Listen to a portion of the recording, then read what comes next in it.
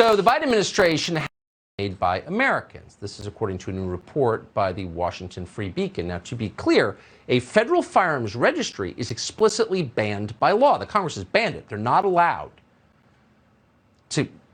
The administration has somehow nearly 1 billion records of lawful firearms purchases made by Americans. This is according to a new report by the Washington Free Beacon. Now, to be clear, a federal firearms registry is explicitly banned by law. The Congress has banned it. They're not allowed to keep any kind of registry like that. Now, they can check your credentials when you buy a gun. Hunter Biden lied on his form. That's a felony. They've done nothing about it. But they can't maintain a registry. Last year, Joe Biden explained his goal. Watch. And so what happens is I've gotten ATF, alcohol, tobacco, and firearms. I have them increase their budget and increase their capacity, along with the Justice Department, to go after the gun shops that are not abiding by the law of doing background checks. But my point is all across the country. And it's not because the gun shops in the cities are selling these guns. They are either shadow gun dealers and or gun shops that are not abiding by the law. So we're going to do major investigations and shut those guys down and put some of them in jail and for what they're doing, selling these weapons.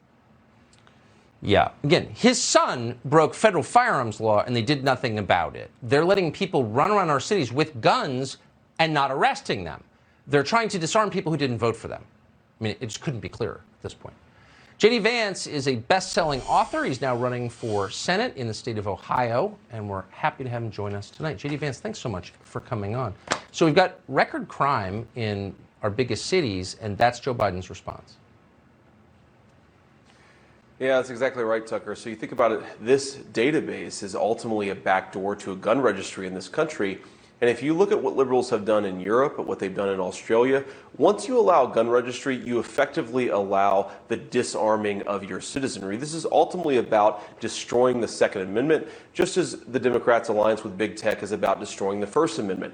And my basic argument here, Tucker, is look, if the Democrats are going to ignore the heavily armed drug cartels on our southern border, but use the ATF to go after law-abiding citizens, why don't we just get rid of the ATF? Well, that is such a great point. I mean, there's a narco state right across the border from Texas, Arizona, New Mexico, and California. I mean, the biggest narco state in the hemisphere, heavily armed. No one's doing anything about it at all, but they're mad because you've got a 12 gauge in your closet. I mean, why do we have an ATF? Oh, it's a great question. And, you know, I'm running in the Senate against this fraud of a Democrat, Tim Ryan. And you look at this guy, he portrays himself as a working class Democrat, but at the end of the day, he's gone along with the inflation policies that have destroyed the dollar. Yeah, he's gone along with the ship our jobs to China policies, which have destroyed the working class wages. And now he's going along with policies that destroy the Second Amendment in this country. At the end of the day, Democrats say they care about the little people. You should care about their values and you should care about their rights. I'm so sick of the Democrats saying they care when all they offer is a government check instead of a government that actually defends people's basic liberties. That's exactly right. You'd think that a Democrat from the Mahoning Valley of Ohio could defend gun rights, but no. It's really changed. Their party's changed. It's sad. J.D. Vance, great to see you tonight. Thank you. Thanks, Tucker.